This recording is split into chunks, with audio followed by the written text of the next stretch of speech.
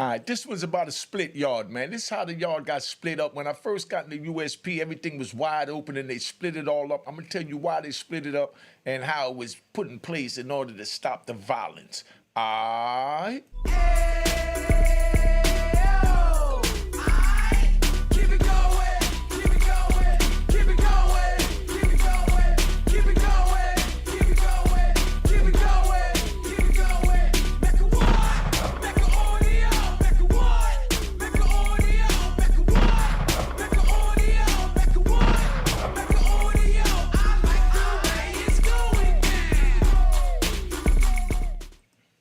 All right, this one here is about a split yard, man. This is how the yard got split up in the USP so y'all understand what's going on.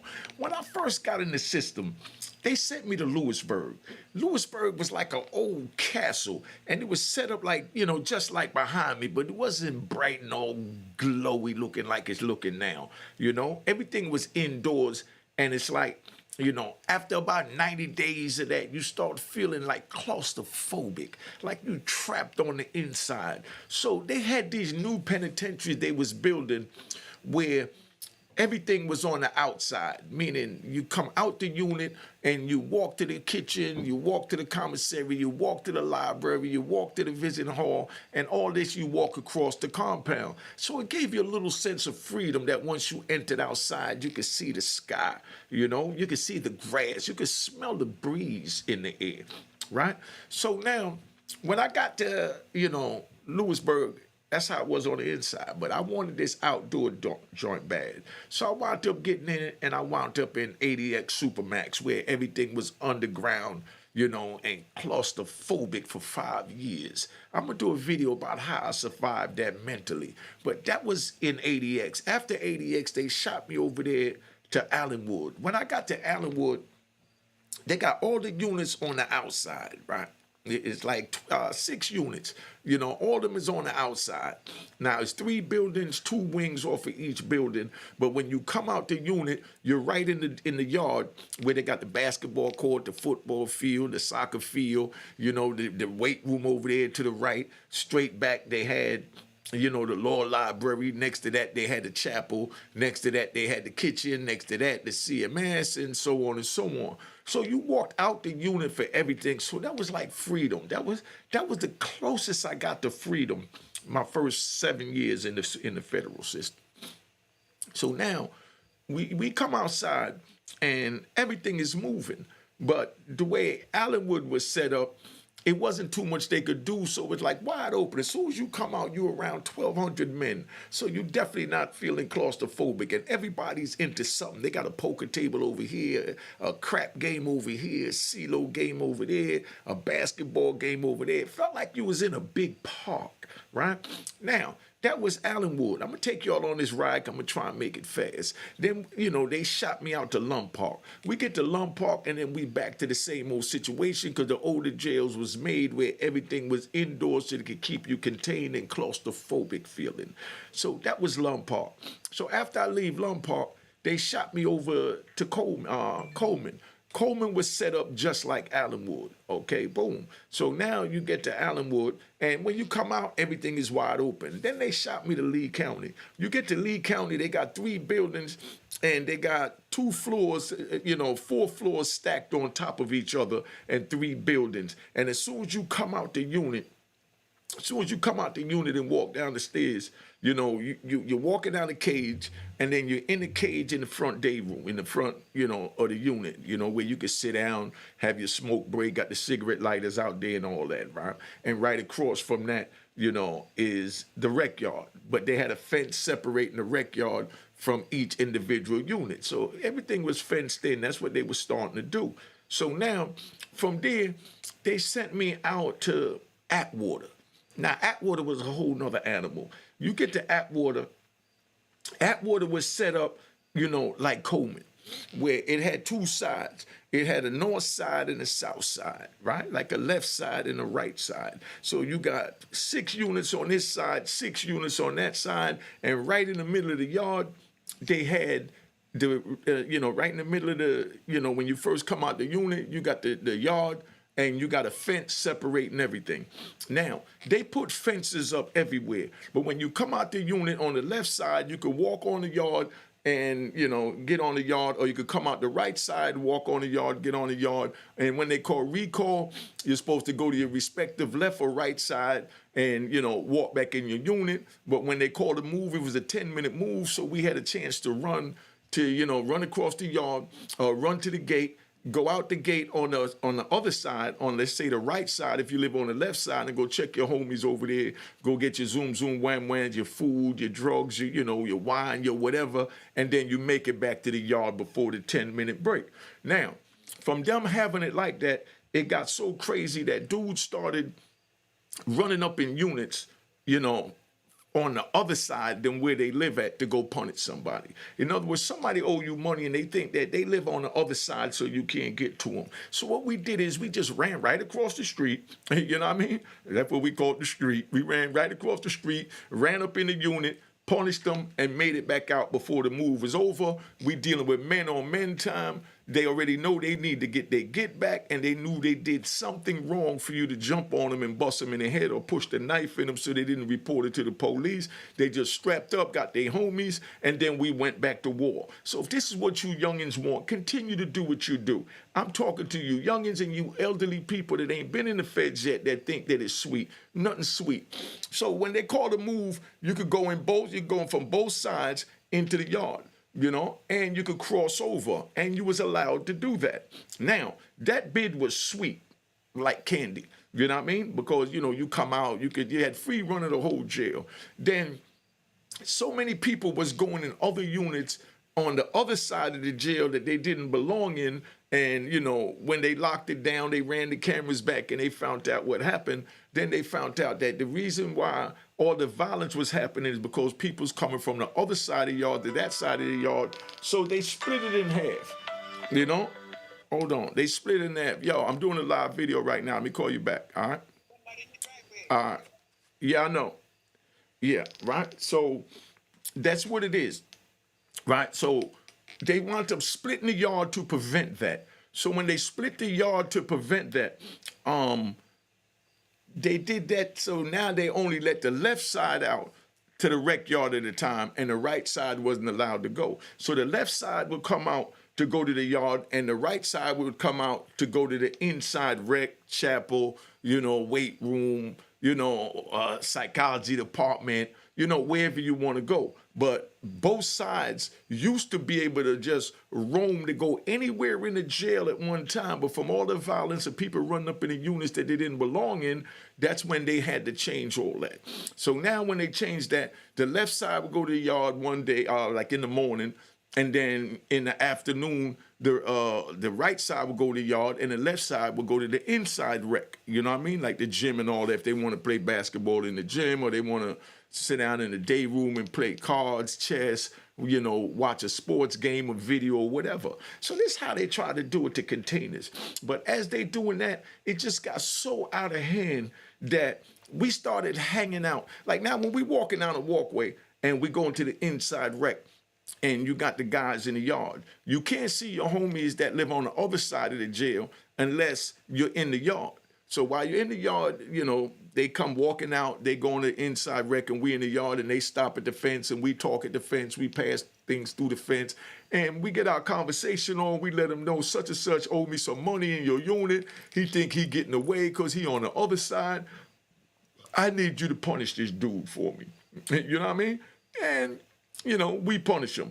And that's the way it went. So that's why they split the yard. Now, to split the yard, they even took it a step further. They split the yard and had it where instead of the left side go to the yard at one time, or the right side go to the inside at one time, they would take one unit at a time. Each unit went like, you know, 3A and 3B was next to each other. Then you had 4A, 4B, 5A, 5B, and so on and so on.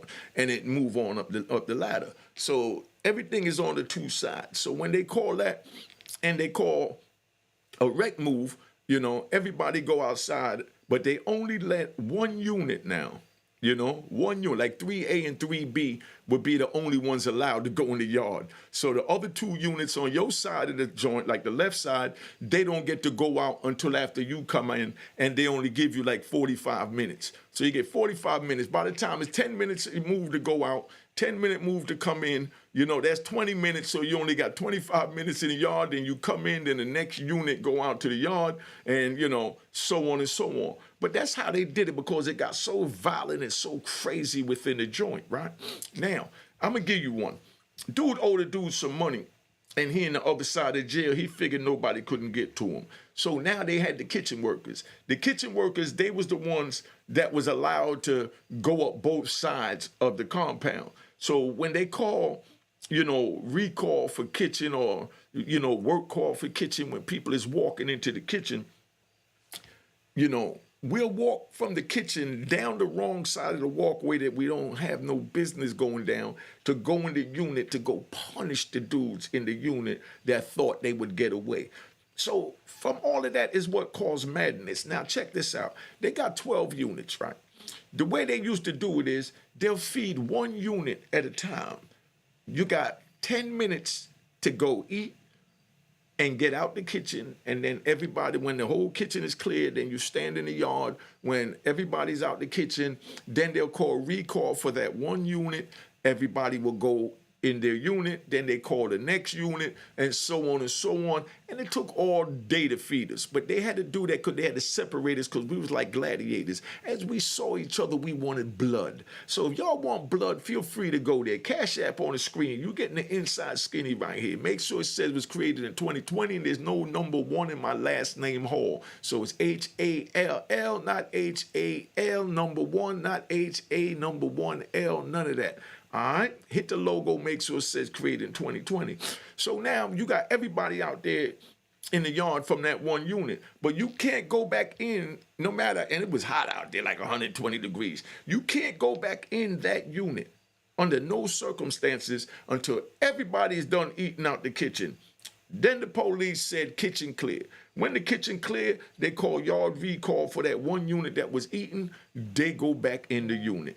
Then they call the next unit, and they do the same process. Now, what we're trying to do is we'll go around to the medical and act like, you know, we over at pill line, because, you know, everybody get their pills, their medication. So we go over pill line, and we hang out there until they close the move, you know, or the mail room, until they close the move. And then they brought the next unit in, and then we caught our man that we wanted to put the knife in and punish. You see how easy it is? We always found a way to manipulate the system to get blood, to get to our man that violated us. And that's the way that worked. So now, that's a split yard.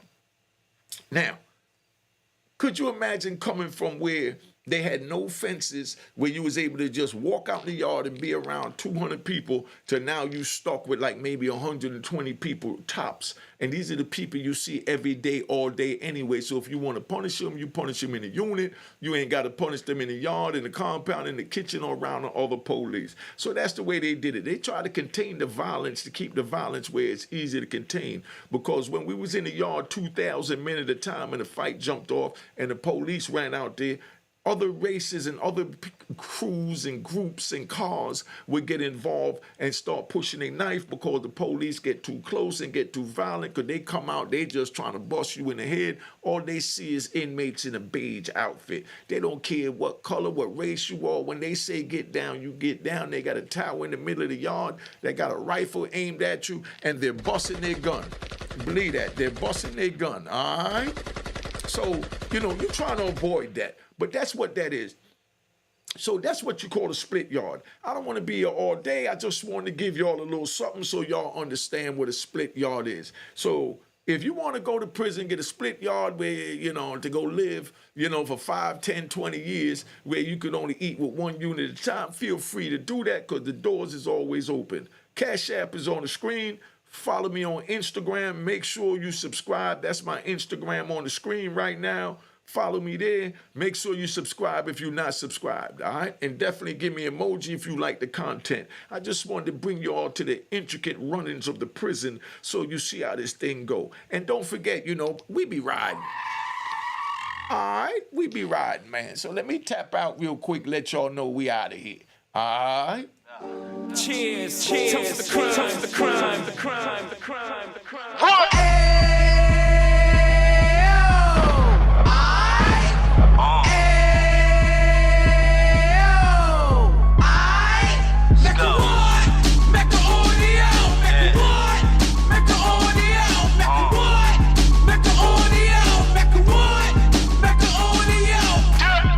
Fresh out the can of 26, he back on the strip, getting back in the mix. What he mentions a gift. You stand up 10 toes down, and I suggest you pay attention to this.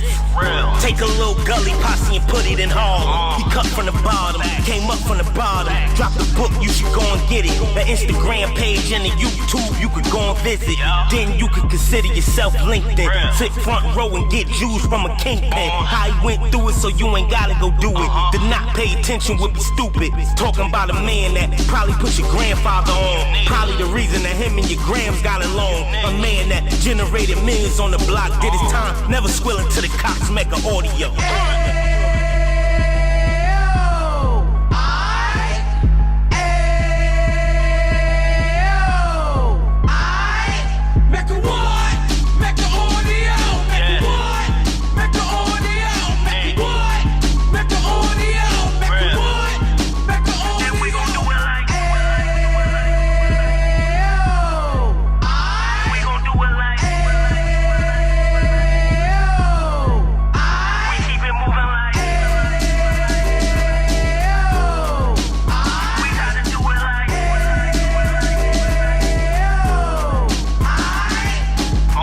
Get it live like 2 G's in the 90s. Drop top beamer so shiny. I let shorty go, she was whining.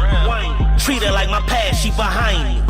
Spend a couple bands on the dapper Dan. You be back again, getting green like a Packers fan. No cap, it's a raw in uptown. They be horn uptown, Dominican bust down. Now we on the positive, we got a lot to give. Now he trying to stop the kids from being inoperative. So take heed, homie, lend an ear. He started in uptown, he gon' finish dead. But now it ain't about selling drugs, buying cars. It's about buying property to make the community ours. So we can give back to the youth them. Cause they the truth them. And bless up to all the rudiments.